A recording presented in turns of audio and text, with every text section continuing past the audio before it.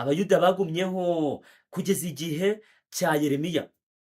Ariko abayuda nabo ntabwo bakiranukiraga Imana, bagezeho barananirana, gukiranukira Imana birabananira, kugeza ubwo Imana yahisemo kubatanga mu maboko y'abanyababuloni. Abayuda batwarwa nk'abanyagano, batwarwa kw'iminyago. Umwami Nebukadinezari araza atera igihugu cyabo, kandi Imana irabishima, ku buryo Imana yabwiye Yeremiya ngo namaje kubyemera, Nebukadinezari azabatera, ubwira umwami wa Bayuda ko bazajyanwaho iminyago i Babuloni. Nyamara byari biri mu masezerano Imana yari yarasezeranye n'ubwoko bwayo ko nibumvira izabaha imigisha, nibatumvira izabakubita inkoni mbi cyane, ndetse ngo izabatanga batwarwe nk'iminyago. Rero ntabwo Imana yari kubakorera injustice, yari gukora ibiri mu isezerano yari ifitanye nabo. Abayuda rero baragiye bajya mu gihugu cyahe, mu gihugu cya Babuloni. Ariko Imana ibicishije mu muhanuzi Yeremiya yari yaravuze ko bazamara imyaka 70. Imyaka 70. Daniyeli rero abonye imyaka 70 iri hafi kurangira, afata umwanya wo kwihana ibyaha bye, ndetse asabira n'imbabazi abayuda bose, arabasengera kugira ngo Imana ibakure mu bunyage, ibasubize mu gihugu cyabo i Buyuda. Rero tugeze hano muri Daniyeli igice cya 9 umurongo wa 20 kugeza 27 haranditse ngo, nuko nkivuga nsenga natura ibyaha byanjye n'iby'ubwoko bwanjye bw'Abisirayeli, kandi ntakambira Uwiteka Imana yanjye kubw'umusozi wera w'Imana yanjye, ngikomeje gusenga, umugabo Gaburiyeli nabonaga ngitangira kwerekwa aratumwa, maze aragaruka azana ingoga. Igihe cyo gutamba igitambo cya nimugoroba cyendaga kugera, ankoraho arambwira nyigisha ati, Daniyeli, ubu nzanwe no kungura ubwenge bwawe. Ugitangira kwinginga haje ijambo, kandi nzanwe no kurikubwira kuko ukundwa cyane. Nuko rero iryo jambo uritegereze cyane, umenye ibyo weretswe. Ibyumweru 70 bitegekewe ubwoko bwawe we n'umurwa wera, kugira ngo ibicumuro bicibwe n'ibyaha bishire, no gukiranirwa gutangirwe impongano, maze haze gukiranuka kw'iteka. Ibyerekanwe byahanuwe bifatanishwe ikimenyetso, ahera cyane hasigwa amavuta. Nuko ubimenye ubyitegereze, uhereye igihe bazategekera kubaka Yerusalemu bayisana, kugeza kuri mesi y'umutware hazabaho ibyumweru 7, maze habeho ibindi byumweru 62, bahubake basubizeho imiharuro n'impavu, ndetse bizakorwa mu bihe biruhije. Ibyo byumweru uko ari 62 nibishira, Mesiya azakurwaho, kandi ntacyo azaba asigaranye. Maze abantu b'umutware uzaza bazarimbura umurwa n'ubuturo bwera. Uwo iherezo rye rizamera nk'utembanwe n'umwuzure w'amazi. Intambara n'ibyago bizarinda bigeze imperuka, niko bitegetswe. Uwo mutware azasezerana na benshi isezerano rikomeye rimara icyumweru kimwe, nikigera hagati azabuzanya ibitambo n'amaturo. Umurimbuzi azaza ku ibaba ry'ibizira. Hano Daniyeli yahise ahabwa ubuhanuzi bwagaragazaga mu by'ukuri imyaka abayuda basigaje bagomba gukoresha neza kugira ngo bakomeze bitwe ubwoko bw'Imana. Abayuda bakiri i Babuloni babwiwe yuko bazava i Babuloni, kandi bazasubira mu gihugu cy'iwabo, bakasana Yerusalemu, bakubaka ahantu hose, bagasubizaho impamvu, ibintu byose bakabisubiza mu murongo. Ariko ngo ibyo byumweru byari bigenewe nanone kumara bitegura Mesiya, kumara bakuraho ibicumuro, kumara bihana ibyaha byabo. Ibi byumweru 70 bishatse kuvuga iki? Kuko hano havuze ngo ibyumweru 70 bitegekewe. Aya magambo ukuri kuyumva ameze nk'atuzuye. Impamvu ameze nk'atuzuye, ntabwo inkuru yajya gutangira ngo batangire bavuga ngo ibyumweru 70 bitegekewe, ahubwo babanza kuvuga nese bitegekewe ni ibikize.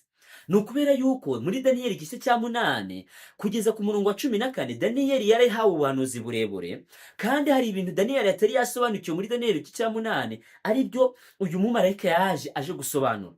Muri Daniyeli igice cya 8 Daniyeli yabonye ibintu byinshi, ariko bigeze ku murongo wa 14 ahavuga iby'iminsi 2300 yagombaga kuzabaho kugeza igihe ubuturo bwera bwejejwe, ntabwo iyo minsi yasobanuwe muri Daniyeli igice cya 8.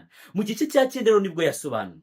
Nuko rero ubimenye ko mu buhanuzi cyangwa se mu byanditswe byera umunsi ungana n'umwaka. Amasomo abihamya arahari, harimo nk'iryo muri Ezekiyeli igice cya 4 umurongo wa 6, amasomo ahamya ko umunsi ungana n'umwaka, niko abayuda babibaraga iyo imana yabahaga ibihe bagomba kubara. hanyuma rero ubwo ruvanga ibyumweru 70 bingana n'iminsi 490, kandi ubwo bingana n'imyaka 490. iminsi 2300 ariyo myaka ingana n'ibihumbi 2300 igomba kuvamo, kuko ibyumweru 70 bitegekewe. bisobanuye ngo ibyumweru 70 cyangwa se iminsi 490 igomba gukurwa muri ya myaka 2300. imyaka 490 igomba gukurwa mu myaka 2300 y'ubuhanuzi burebure dufite mu byanditswe byera. hanyuma rero iyi myaka 490 yari ihawe abayuda, kandi yagombaga gutangira igihe hagombaga gutangwa itegeko ryo kujya gusana i Yerusalemu. iri tegeko ryatanzwe gatatu, nyamara inshuro ya gatatu niyo tubara nk'aho ariyo y'ukuri, kubera yuko iyo nshuro yavuzwe na Aritazerusi umwami w'Abamedi na Peresi, niyo nshuro yatumye abayuda bava muri Babuloni, cyangwa se aho be barajyanwe, basubira mu gihugu cyabo, barahubaka. muribuka ibya Nehemiya ndetse na Ezira, bubaka ndetse no mu bihe bigoye, wabisoma mu gitabo cya Nehemiya. hanyuma iryo tegeko ryatanzwe ryari rero, iri tegeko ryatanzwe muri 457. iyo ubaze rero uhereye muri 457 ugafata imyaka 490, iragenda ikagwa mu mwaka wa 27 nyuma ya Kristo. Yesu we yavutse muri 4 mbere ya Kristo. ni ukuvuga ngo Yesu yabatijwe muri 27, ari naryo jambo ryavuzwe hano ngo kugeza kuri Mesiya umutware. Mesiya umutware ni Yesu Kristo, ariko iryo jambo Mesiya rifite icyo bisobanuye, kandi rifite ikintu gikomeye rishobora kudufasha muri iyi ngingo turi kwiga. Mesiya ubundi bisobanurira uwasizwe, the anointed, uwasizwe. uyu wasizwe ni Yesu Kristo. ariko se gusigwa ni iki? gusigwa ni ryari? Yesu yasizwe ryari? Yesu yasizwe umunsi yabatizwaga, nibwo mwuka wera yamumanukiye ameze nk'inuma, amujya hano ku rutugu. bumva ijwi rivugira mu ijuru riti, dore umwana wanjye nkunda nkamwishimira. muri Isirayeli iyo umwami yajyaga kwima, bamusukagaho amavuta mu mutwe, kandi ibyo byabaga bisobanuye ko asizwe, kandi byabaga bisobanuye ko ahawe mwuka wera. igihe rero umwuka wera yamanukiraga kuri Yesu, rero nicyo gihe Yesu yari asizwe. bishatse kuvuga ngo rero imyaka iminsi cyangwa se ibyumweru 69 byagombaga kugenda bikageza muri 27. bisobanuye ngo hasigaye imyaka 7 ingana n'icyumweru, ari nacyo cyumweru cyavuzwe hano. avuga ngo uwo mutware azasezerana n'abantu be isezerano rizamara igihe kingana n'iki? n'icyumweru. ariko nikigera hagati azabuzanya ibitambo n'iki? n'amaturo. Yesu akimara kubatizwa yagiye mu butayu ageragezwa na Satani, kandi kubatizwa kwa Yesu niko kwabaye intangiriro y'umurimo wa Yesu. umurimo wa Yesu wamaze imyaka 3 n'igice. iyi myaka 3 n'igice niyo Yesu yamaze akora umurimo, asezerana n'abantu isezerano rikomeye. Yesu amaze gusezerana n'abantu isezerano rikomeye, mu myaka 3 n'igice arabambwa.